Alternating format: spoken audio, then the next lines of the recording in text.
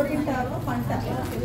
ఆషాఢం వచ్చింది, ఆమెని అందరినీ పిలిచింది, గోల్కొండ బోనం ఎత్తింది, సంస్కృతి సంప్రదాయాల మేళ, ఎనమల బలగం కలిసిన శుభవేళ.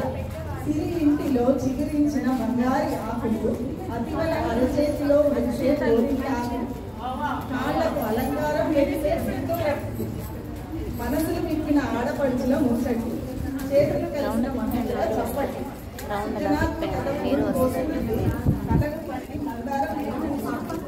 ఆట పాటలతో ముఖ్యాల చిన్న చెక్కలు, నవ్వులు పువ్వులు పూసిన పరిమళాలు, షాద్ నగర్ వైపు చెలరేగే వేడుకలు, దశను మార్చే శ్రీశైలం దిశగా వేసే అడుగులు. ఇది మా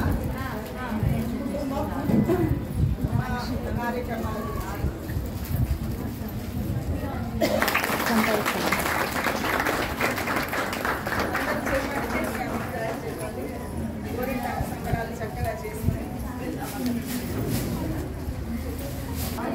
అంటే యాక్చువల్లీ గోరింటాకు సంబరాలు అనేది ఇంట్లో వాళ్ళు, ఇంటి పక్కన వాళ్ళు, చుట్టుపక్కల వాళ్ళు ఖచ్చితంగా గోరింటాకు పెట్టుకునే వాళ్ళ లేదా?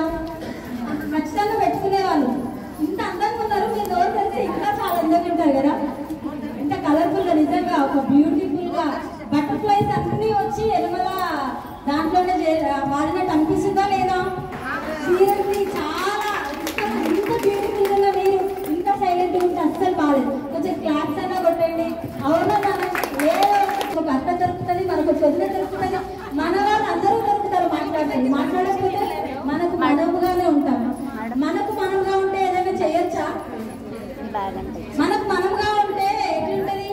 అసలే నిజం చెప్పాలంటే ఇప్పుడున్న జనరేషన్ లో మన ఇంట్లో ఏం జరుగుతుందో ఎవరికి తెలియదు. ఎవరు ఏ డిప్రెషన్ లో ఉన్నారో తెలియదు, ఎవరు సంతోషంలో ఉన్నారో తెలియదు, ఎవరు బాధలో ఉన్నారో తెలియదు. మరి పలకరిస్తే పోయింది ఏముంది? ఒక పరిచయమే కదా, అవునా కాదా? అయ్యో నాకు అత్త ఇది జరిగింది, అదో అక్క నాకు ఇది జరిగింది అని చెప్పుకోవడానికి మనకొకరు ఉండాలా వద్దా? ఉండాలంటే మీరు ఇంత మౌనంగా ఉంటే మీ పక్కన వాళ్ళు కూడా మీతో మాట్లాడారు. మాట్లాడండి ఒకసారి, అందరు గట్టి ఒకసారి క్లాస్ పెట్టండి. So much. నిజంగా చెప్పాలంటే మనం అందరం ఎందుకు వచ్చాం? సరదాగా సంతోషంగా గోరింటాకు పెట్టుకొని, గాజులు వేసుకొని, అమ్మవారిని మంచిగా దండం పెట్టుకొని, హ్యాపీగా సెలబ్రేట్ చేసుకొని, లంచ్ చేసుకొని వెళ్ళడానికి కదా వచ్చింది.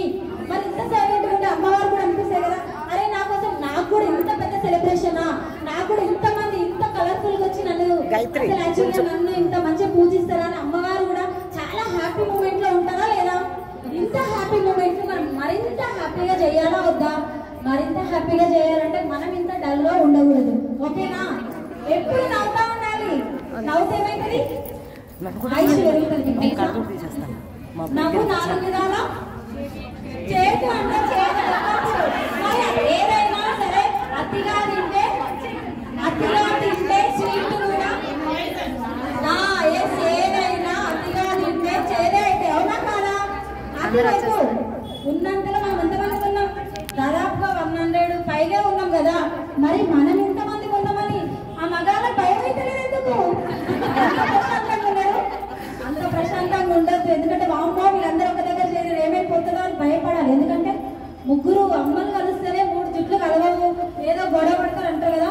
3 కాదు, 30 మంది కాదు, 300 మంది పైన మేము చాలా హ్యాపీగా ఉంటాం, చాలా సరదాగా ఉంటాం.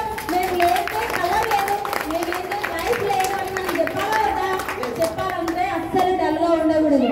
ఎందుకంటే మన కోసం నిజంగా మన చీఫ్ గెస్ట్ లతా అక్క గారు వచ్చారు, అలాగే రజనీ మేడం గారు అండ్ పద్మజ మేడం గారు కూడా రాబోతున్నారు. కాబట్టి సో వీళ్ళందరి మధ్యలో మనం చాలా హ్యాపీగా గ్రాండ్ గా సెలబ్రేట్ చేసుకోవాలంటే మీ అభిప్రాయాలు కూడా మీరు చెప్పాలి, మా అభిప్రాయాలు కూడా మేము చెప్తాము. తక్కువ మాట్లాడుతున్నామా లేదా? మాట్లాడాలి కదా. మాట్లాడినప్పుడు మరి మీరు